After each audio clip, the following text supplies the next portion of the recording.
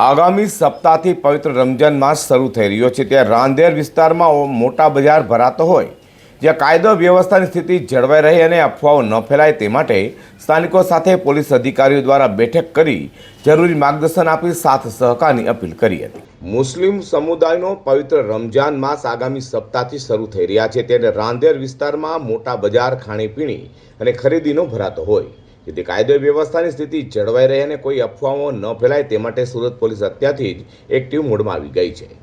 Surat police commissioner Anupamsinh Gehlot અને ખાસ police કમિશનરના આદેશને લઈને ડીસીપી ઝોન 5 લગધીરસિંહ ઝાલાની આગેવાનીમાં રાંદેર પોલીસ પથકમાં પીઆરજે ચૌધરી સહિતનાઓની ઉપસ્થિતિમાં સ્થાનિકો સાથે એક બેઠકનું આયોજન કરાયું હતું જેમાં ડીસીપી દ્વારા સ્થાનિકો અને પોલીસને ખાસ માર્ગદર્શન આપ્યું હતું જેથી કાયદો વ્યવસ્થાની સ્થિતિ જળવાઈ રહે સાથે કોઈપણ જાતની અફવા કે ભ્રામક માહિતી ન ફેલાય તે અંગે ખાસ ચેતવણી અપાઈ હતી। તો સ્થાનિકોએ પણ પોલીસને સાથ સહકાર આપવાની અપેક્ષા વ્યક્ત કરી છે। આગામી પવિત્ર રમઝાન માસની ઉજવણી કોમી એકલાસભર્યા વાતાવરણમાં થાય અને કોઈ પણ પ્રકારનો અનિચ્છનીય બનાવ ન બને તે માટે રાંદેર પોલીસ સ્ટેશન વિસ્તારમાં સ્થાનિક આગેવાનશ્રીઓ તેમજ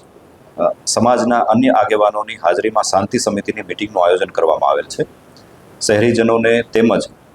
શાંતિ સમિતિના સભ્યોને જરૂરી સૂચન કરવામાં આવેલ છે તથા તેઓ તરફથી આપવામાં આવેલ સૂચનોની અમલવારી માટે તેમજ પોલીસના બંદોબસ્તની કાર્યવાહી પણ કરવામાં આવેલ છે। સુરતના રાંદેર સાથે જાપા બજાર, સગરામપુરા, ચોક બજાર અને લીંબાયત સહિતના વિસ્તારોમાં રમજાન માસ દરમિયાન ખાણીપીણીના નાના મોટા બજારો ભરાતા હોય છે ત્યારે રમજાન માસ દરમિયાન કાયદો વ્યવસ્થાની સ્થિતિ જળવાઈ રહે તે માટે પોલીસ દ્વારા અત્યારથી જ આયોજન શરૂ કરી દીધા છે જેથી શાંતિ અને ભાઈચારાના માહોલમાં તહેવારની ઉજવણી કરાય।